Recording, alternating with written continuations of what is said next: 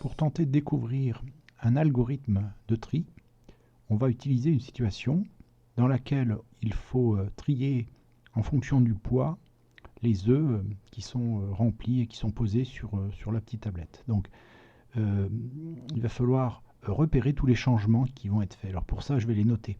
D'abord, je commence par noter la position des différents œufs. Il y a 6 œufs. Puis en dessous, je vais mettre l'œuf qui correspond. Du coup, ici, c'est une lettre. Dans un premier temps, ils sont ordonnés de façon alphabétique. Je vais avoir à comparer et puis à éventuellement changer la position des œufs. L'idée ici, c'est de comparer les œufs dans l'ordre qu'ils apparaissent. Donc on va commencer par comparer l'œuf A à l'œuf B. L'œuf B est plus léger, on va le déplacer, on va le mettre en position 1. Puis on va ensuite réécrire tous les autres, voilà, dans cet ordre. Et on compare donc l'œuf A à l'œuf C. Comme l'œuf C est plus léger, on va, à la suite de cette comparaison, changer l'ordre. Donc l'œuf C passe en position 2, l'œuf A en position 3, et puis on va chercher à comparer l'œuf A et l'œuf D.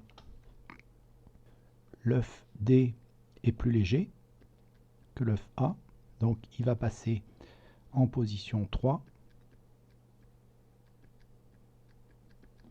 Et on va procéder ensuite à la comparaison de l'œuf A et de l'œuf E.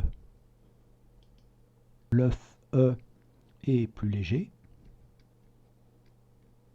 donc il prend la place de l'œuf A. Il reste à comparer l'œuf A à l'œuf F.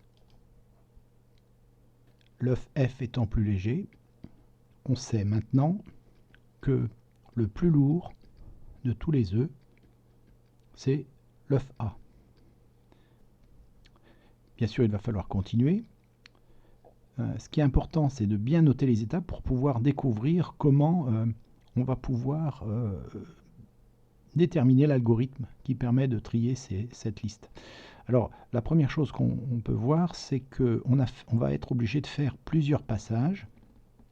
Voilà, ça c'est le premier passage, c'est-à-dire on passe par tous les œufs du premier au 6e, et puis on fait des changements. Et puis, il va falloir en faire d'autres. Donc on ne sait pas trop combien, mais il va falloir en faire d'autres. L'autre chose, c'est que on a tout ce qui est en noir, qui sont des comparaisons. Donc, on compare.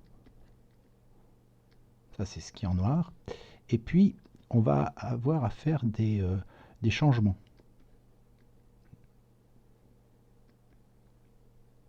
On ne les fait pas tout le temps, les changements.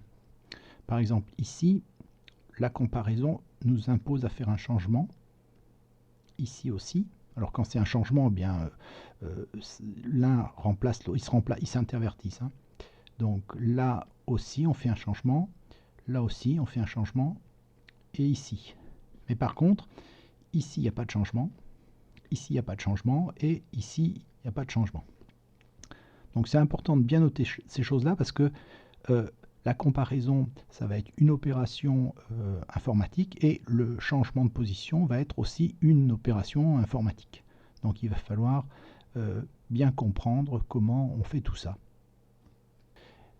Forcément, à la fin, il va falloir réfléchir à la dernière étape. Comment on peut être sûr qu'on a forcément tout trié. Donc il va falloir savoir comment être sûr de ça.